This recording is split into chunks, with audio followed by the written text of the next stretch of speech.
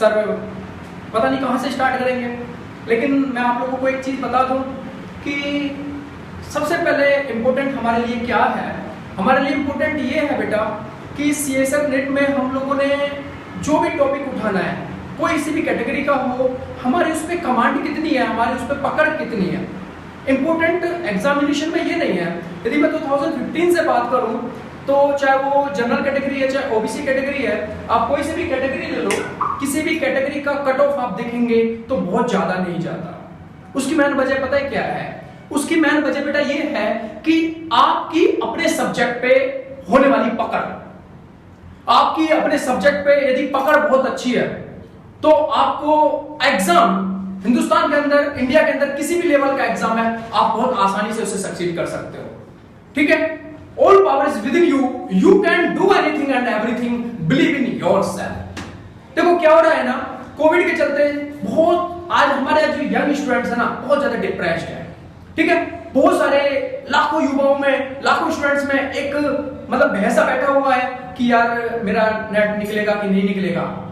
100% आई surety मैं आपको ये आपसे कमिटमेंट करता हूं कि फिजिकल साइंस से, नेट का फिजिकल साइंस में सिलेक्शन की जिम्मेदारी आपकी डॉक्टर नितिन की है। ठीक है ना। अब आप सोच सकते हो कि हम स्वामी विवेकानंद को क्यों ज्वाइन करें। भाई दिल्ली के अंदर बहुत सारे और भी तो कोचिंग सेंटर्स हैं जहां पे हम ज्वाइन कर सकते हैं। मैं कहता हूं करो यार, आप कर सकते हो ज्वाइन, मुझे कोई दिक्कत नहीं है। लेकिन जो टेक्निक्स, जो वे मैं आपको दूंगा ना, अभी आपको 10 मिनट में ये समझ में आ जाएगी कि क्या हमें नितिन सर को ज्वाइन करना चाहिए कि नहीं करना चाहिए। ये चीजें आपको अभी पता लग जाएगा। अभी देखो मैं आपका फिजिकल साइंस में क्लासिकल मैकेनिक्स लेके चलूंगा, ठीक है ना बेटा।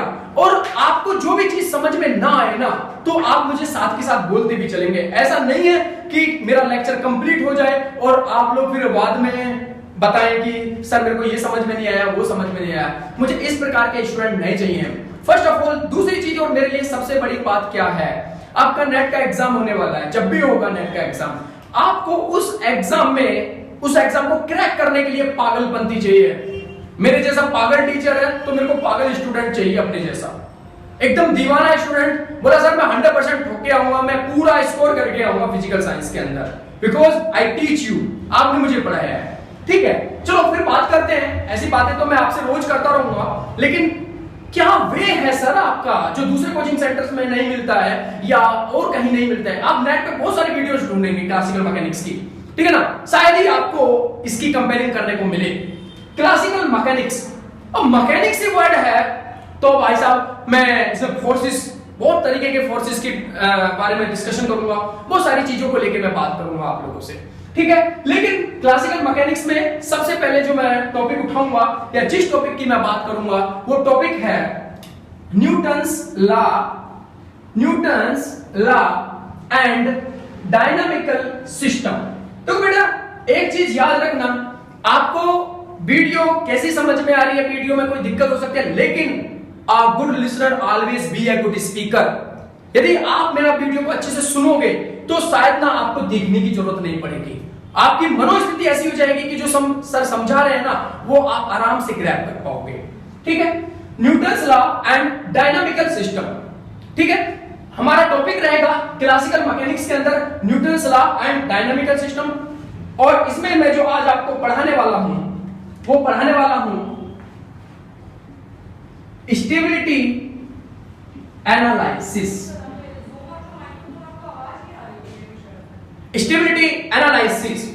अब सर स्टेबिलिटी एनालिसिस मैं आपको बता दूं, नेट 2011 में क्वेश्चन आया था स्टेबिलिटी एनालिसिस के ऊपर से। अच्छा सर आपके पास ऐसा क्या तरीका है जो आप 2020 या 2021 में जब हम एग्जाम देंगे तो आपके फिजिकल साइंस में से क्लासिकल मैकेनिक्स में से क्वेश्चन आए और हमसे बन जाए। अरे यार तू पढ़ के तो देख, तेरे को पता लगेगा कि किस तरीके से करना है। तो मेरे को डिस्कशन करना है स्टेबिलिटी एनालिसिस के ऊपर, ठीक है ना, एक एक पॉइंट उठा के चलूंगा। अच्छा सर स्टेबिलिटी एनालिसिस, सर ये स्टेबिलिटी एनालिसिस क्या होता है? अरे यार तू अपना लाइफ में कितना स्टेबल है ना, बस ये स्टेबिलिटी एनालिसिस है। अब मैं यहां पे खड़ा हूं ना, मैं यहां पे कितना स्टेबल हूं। ओहो, मान लो सपोज दैट आप में से कोई अपना एक नाम बताए, एक स्टूडेंट अपना नाम बताए, क्या नाम है आपका जो मुझसे पढ़ रहे हैं इस टाइम? नाम बोले बेटा, कोई भी एक स्टूडेंट अपना नाम बोले। Tanu, yes your name is Tanu. Suppose that ना मैं यहाँ पे खड़ा हूँ, एक फिजिक्स टीचर यहाँ पे खड़ा हुआ है। अब तनु को अपने फिजिक्स टीचर का स्टेबिलिटी एनालिसिस करना है। सपोज दैट तनु ने मेरे को इधर से पकड़ा हुआ है, एक सपोज दैट दूसरा कोई भी स्टूडेंट आपके साथ में जुड़ा होगा, उसने मान लो कोई नितिन नाम का स्टूडेंट है, उसने मेरे को इधर से पकड़ा हुआ है। अब तनु और मनु, मान लो तनु और मनु है, दोनों मुझे सेम पुल कर रहे हैं, ठीक है ना। यदि तनु और मनु का एक्सटर्नल फोर्स इक्वल है तो मैं यहीं पे रहूंगा। अब सपोज दैट तनु मुझे ज्यादा फोर्स से अपनी तरफ पुल कर रही है, तो मैं क्या स्टेबल रहूंगा? नहीं रह सकता। इसका मतलब है मेरा स्टेबिलिटी लेवल गड़बड़ा जाएगा, पक्का। अच्छा सर आप समझ में आ रहा है कि आप मतलब यहाँ पे कुछ स्टेबिलिटी के बारे में बात करोगे। मैंने कहा यस बेटा, स्टेबिलिटी एनालिसिस करने के लिए, स्टेबिलिटी एनालिसिस करने के लिए हमें क्या करना पड़ेगा रे? हमें यहाँ पे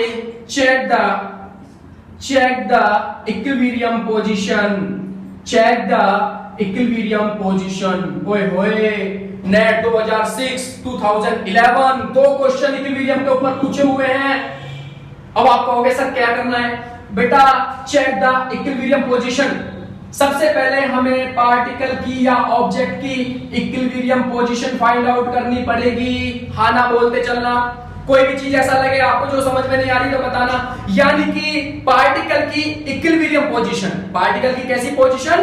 इक्विलिब्रियम पोजीशन फाइंड आउट करनी पड़ेगी। अब इक्विलिब्रियम पोजीशन, ठीक है सर ये इक्विलिब्रियम, अरे यस, इक्विलिब्रियम का मतलब है कि नेट एक्स्ट्रा जो नेट एक्सटर्नल फोर्स होता है वो रिजल्टेंट जीरो होना चाहिए, तब कोई भी पार्टिकल इक्विलिब्रियम पोजीशन में हो सकता है।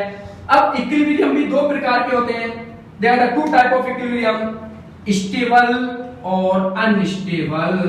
देखो यदि मैं बात करूं सर क्वेश्चन कहां से उठता है, तो क्वेश्चन उठता है स्टेबल इक्विलिब्रियम से। कभी भी आज तक अनस्टेबल इक्विलिब्रियम का कोई भी क्वेश्चन नहीं पूछा है। तो यानी कि जो क्वेश्चन आएगा वो स्टेबल इक्विलिब्रियम के ऊपर से आएगा। मैं ये नहीं कहता कि अनस्टेबल से नहीं आएगा, अनस्टेबल से भी आ सकता है, लेकिन स्टेबल इक्विलिब्रियम के ज्यादा आने के चांसेस ज्यादा रहते हैं।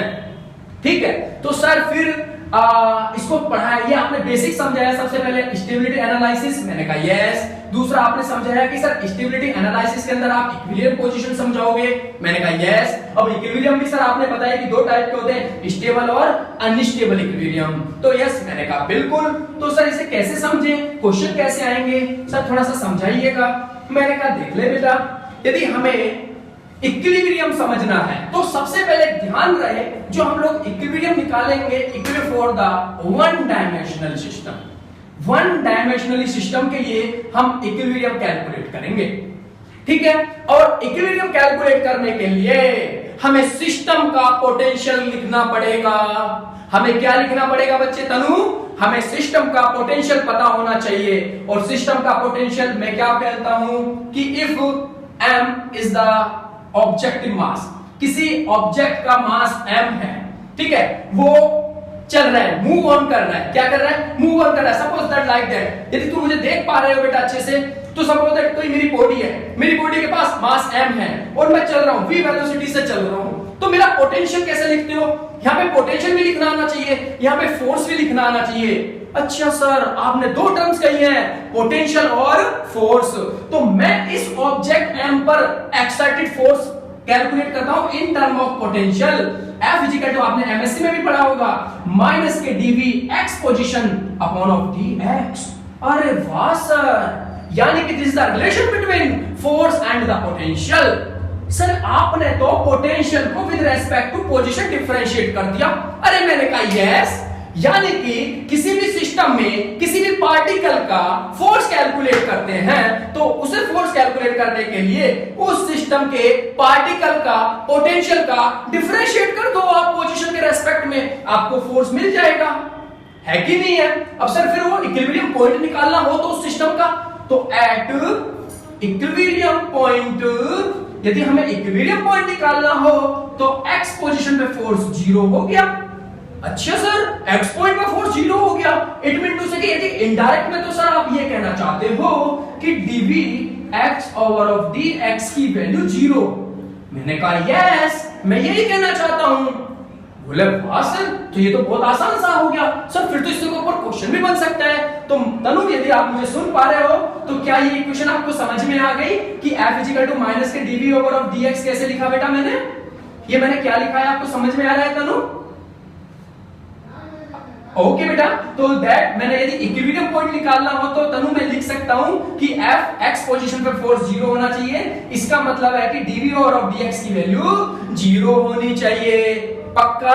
बोले सर फिर तो मैं क्वेश्चन कर लूंगी। मैं कहता हूं तनु यदि तुमको यहां तक भी समझ में नहीं आया ये मैथमेटिक्स तो आप भूल जाओ। अभी नितिन सर आपको एक छोटा सा एक मैजिक दिखाते हैं। सर क्या चमत्कार है? मैंने कहा देख भाई, जितने भी क्वेश्चन आते हैं ना तू चमत्कार से ही करेगी। एग्जाम में जाएगी और बोलेगा ना फिजिकल साइंस में एक भी क्वेश्चन तेरा छूट जाए ना तो ये डॉक्टर नितिन से फीस वापस ले जाना पूरी फिजिकल साइंस की। ये मैं आपको अभी बोल रहा हूं, वीडियो में रिकॉर्डिंग भी कर सकते हो आप मेरी। सर कैसे? अभी इसमें हम लोगों को क्या करना है बेटा कि हमें यह पता चला कि पोटेंशियल dv ओवर dx की वैल्यू 0। एक्चुअली में डिफरेंशिएट ये टेंजेंट ही तो है, ये टेंजेंट का ही तो इक्वेशन है। मैंने कहा यस, अब टेंजेंट का इक्वेशन है तो हम यहाँ पे ग्राफ खींचे v वर्सेस x की, उसमें बीच में अब v वर्सेस x के बीच में ग्राफ खींचे तो तनु जरा देख, मैंने ग्राफ खींचा v वर्सेस x के बीच में। मैं कोई ग्राफ ऐसे खींच रहा हूं, मतलब ऐसे ही मान ले लाइक दैट, ये कोई मैंने ग्राफ खींच दिया, ठीक है तनु। अब मैंने इस ग्राफ को खींचा, इसको थोड़ा सा देखो, मेरी आर्ट ना थोड़ी वीक है ना, ऐसे मत करना, ठीक है ओके। तो हमने कोई पॉइंट ले लिया तनु a, कोई यहाँ पे पॉइंट ले लिया v, कोई पॉइंट ले लिया मैंने यहाँ पे c और ना यहाँ पे एक और पॉइंट मान ले, चलो d, ठीक है। तो मैंने 4 पॉइंट लिए, ठीक है। आप मुझे देख पा रहे हो कि a b c d, तो ये आपको जो फिगर मैंने बनाई है क्लियर दिखाई दे रही है क्या? तनु एक बार मेरे को बताओ।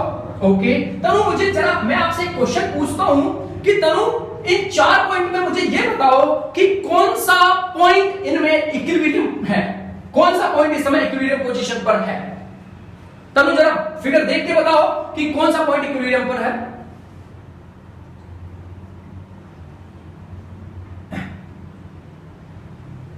यस, स्मॉल डेरिवेटिव पे बिल्कुल सही बोल रहा है, बहुत सुंदर जवाब बेटा कि चारों के चारों ही पॉइंट यदि स्मॉल डेरिवेटिव पे लें तो a b c d चारों के चारों ही पॉइंट इक्विलिब्रियम पोजीशन पर हैं बेटा, ठीक है। सर अभी आपने ये तो बता दिया कि इक्विलिब्रियम पोजीशन पर। सर कभी भी ऐसे हमें मान लो निकालना हो तो अरे यार पीछे चले जाओ, पीछे कैसे जाओगे? dv ओवर ऑफ dx की वैल्यू 0, इसका मतलब है टेंजेंट यानी कि स्लोप मतलब यहां से टेंजेंट ड्रॉ करके देखो, यहां से ये पॉइंट यहां पे होना चाहिए, यहां से टेंजेंट ड्रॉ करोगे, यहां से टेंजेंट ड्रॉ करोगे और यहां से टेंजेंट करोगे, सबका स्लोप 0 आएगा। और यदि जब 0 मिल रहा है, टेंजेंट 0 मिल रहा है, इट मीन टू से कि a b c d चारों ही पॉइंट इक्विलिब्रियम पोजीशन पर हैं। ओके सर, फिर क्वेश्चन कैसे आया था? क्वेश्चन ये आया था कि बताओ इनमें से कौन से पॉइंट स्टेबल इक्विलिब्रियम पर हैं और कौन से पॉइंट अनस्टेबल इक्विलिब्रियम पर हैं। क्या तनु मुझे बता सकते हो आप कि स्टेबल इक्विलिब्रियम और अनस्टेबल पे कौन-कौन से पॉइंट हैं? क्या तनु मुझे बता सकते हैं आप कि कौन से स्टेबल पर हैं और कौन से अनस्टेबल पर हैं? यस, तो मैं चेक करने के लिए ये आपके साथ थोड़ा सा जाती हो जाएगी यदि मैं आपको पहले ये नहीं बताऊंगा कि स्टेबल हम और अनस्टेबल को कैसे निकालते हैं। तो मैं तनु अभी आपको ये बताता हूं कि स्टेबल इक्विलिब्रियम कैसे चेक करते हैं और अनस्टेबल कैसे चेक करते हैं। तनु यदि हमें स्टेबल इक्विलिब्रियम चेक करना है तो फोर्स का डिफरेंशिएशन लेस देन 0 होना चाहिए। इसका मतलब है df ऑफ dx की वैल्यू 0 मतलब नेगेटिव, मतलब और करके यानी कि इसका double differentiation d square v over of dx square greater than 0 for the minimum condition, for the minimum condition. Okay sir, यानी कि फॉर द मिनिमम कंडीशन पे जब भी कोई भी पॉइंट होगा तो उस पॉइंट को हम लोग बोलेंगे कि ये पॉइंट स्टेबल इक्विलिब्रियम पर होगा। तनु क्या मेरी ये बात समझ में आ गई? क्या कोई परेशानी बेटा? क्या तनु ये बात समझ में आ गया बेटा? ठीक है, यस तनु आपको बिल्कुल नॉलेज है। इसका मतलब है ये हमें मिनिमम पोजीशन पे मिल गई। अब जरा चेक करो इसमें मिनिमम पोजीशन पर कौन कौन से है, यानी कि इसमें मिनिमम पोजीशन पर कौन कौन से पॉइंट है। तो पॉइंट ए और पॉइंट सी बेटा कौन कौन से पॉइंट हैं? Point A and point C. तो यानी कि मिनिमम पोजीशन पर 2 पॉइंट हो गए, पॉइंट ए और सी। तो इसका मतलब Nitin sir ji point A और पॉइंट सी हैं वो है स्टेबल इक्विलिब्रियम। क्या ये बात समझ में आ गया बेटा? ओके अच्छा सर फिर मैक्सिमम में कैसे होगा? अरे यार इसका उल्टा कर दो, मैक्सिमम में जाना है तो इसका उल्टा कर दो। इसका उल्टा कैसे करेंगे? इसका उल्टा करना बहुत आसान है रे। कैसे सर? df अपॉन dx की value greater than 0, it mean to say कि डबल डिफरेंशिएशन हमारा हो गया less than 0 for the condition of the maxima.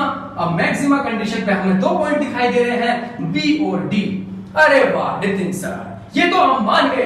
अच्छा सर यदि स्टेबल इक्विलिब्रियम, जैसे कि ये स्टेबल इक्विलिब्रियम है, यदि इस स्टेबल इक्विलिब्रियम पर हमें पार्टिकल का ऑक्सीलेशन निकालना हो तो सर हमें पार्टिकल का ऑक्सीलेशन निकालना हो यानी oscillation of the frequency of the oscillation निकालनी हो तो कुछ कह रहे थे तनु बेटा?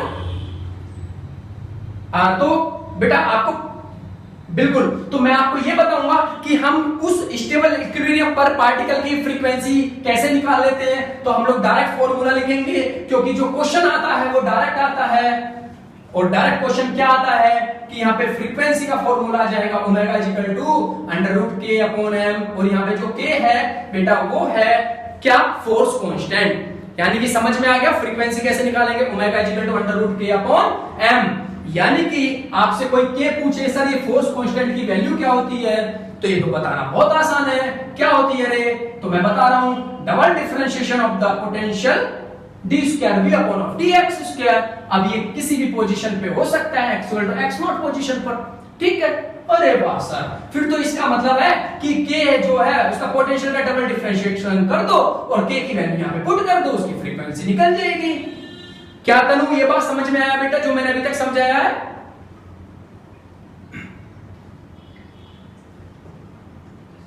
यस बेटा अभी मैं आपको क्वेश्चन दे रहा हूं। नेट में क्वेश्चन आया था बेटा 2011 में। जरा क्वेश्चन लिखोगे बेटा, एक क्वेश्चन लिखो बेटा। आपके पास पेन और वो होगा बेटा, एक क्वेश्चन लिखोगे तनु, लिखो ए पार्टिकल ऑफ मास m। हाँ लिखो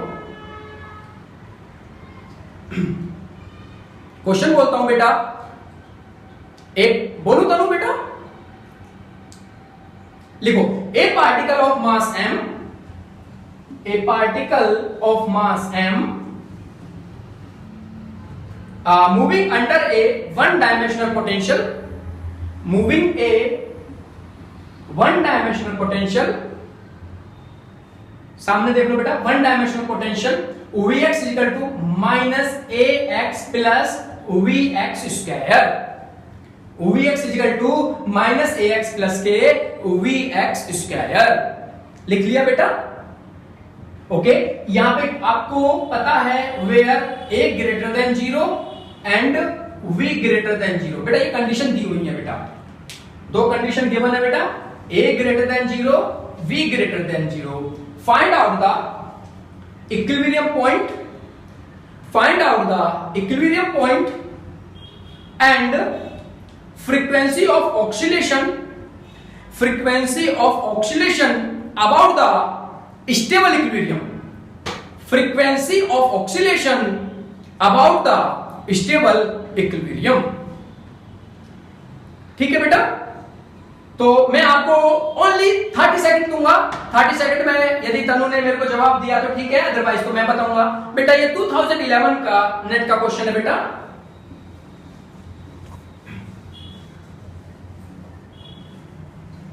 जल्दी करें बेटा, इक्विलिब्रियम पॉइंट बताएं।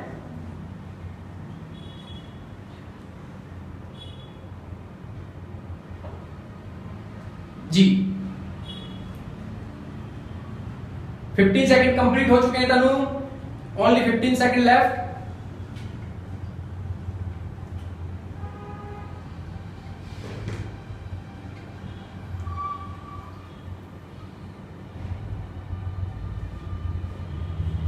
जल्दी करें,